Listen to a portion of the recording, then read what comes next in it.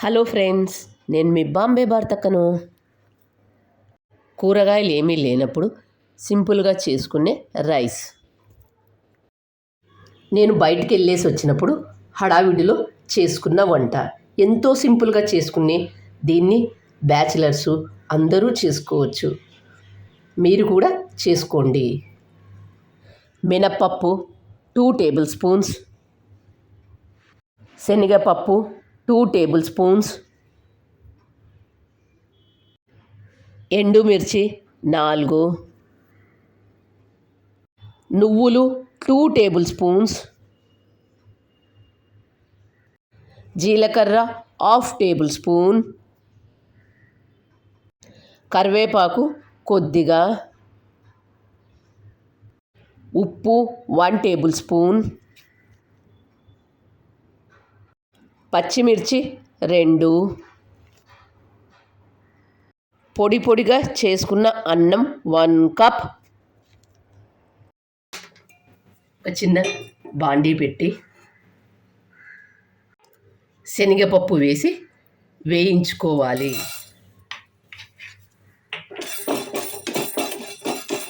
సన్నటి మంట మీద వేయించుకోండి.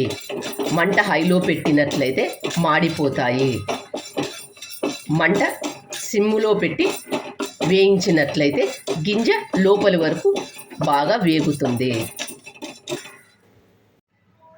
మాడిపోకుండా వేయించుకోండి. మాడిపోతే రుచి అనేది ఉండదు. ఇలా వేయించుకున్న వాటిని ఒక ప్లేట్లోకి తీసుకుందాం. అదే ప్యాన్లో మినప్పప్పు వేసి వేయించుకుందాం. మంట సిమ్ములో పెట్టి వేయించుకోండి. ఇలా వేయించుకున్న మినప్పప్పును ఒక ప్లేట్లోకి తీసుకుందాం. నువ్వులు వేసి వేయించుకుందాం. నువ్వులు త్వరగా వేగుతాయి.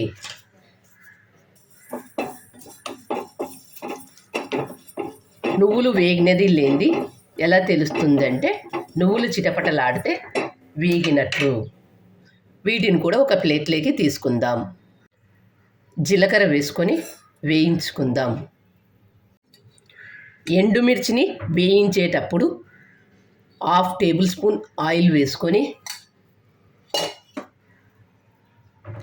మనం తినే కారాన్ని బట్టి ఎండుమిర్చి వేసుకొని వేయించుకోవాలి. ఇలా వేయించుకున్న ఎండుమిర్చిని ఒక ప్లేట్లోకి తీసుకుందాం. వీటన్నింటిని ఒక మిక్సీ జార్లో వేసుకొని మెత్తగా మిక్సీ చేసుకోవాలి. మెత్తగా మిక్సీ చేసుకుందాం. కొద్దిగా మిక్సీ చేసుకున్న తర్వాత ముందుగా మనం వేయించుకున్న ఎండుమిర్చిని కూడా వేసి మరొకసారి మిక్సీ చేసుకుందాం.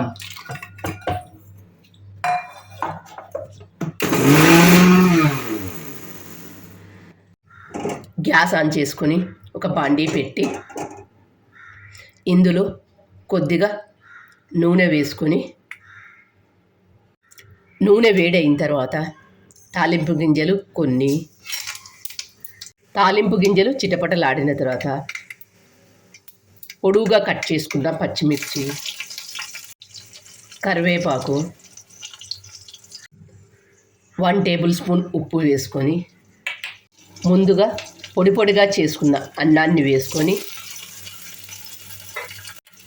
ముందుగా మిక్సీ చేసుకున్న మినపప్పు, శనగపప్పు, ఎండుమిర్చి, జీలకర్ర ఈ పొడిని ఇందులో వేసి కలుపుకోవాలి. 2 టేబుల్ స్పూన్లు వేసి అన్నానికంతా పట్టేలా బాగా కలుపుకోవాలి.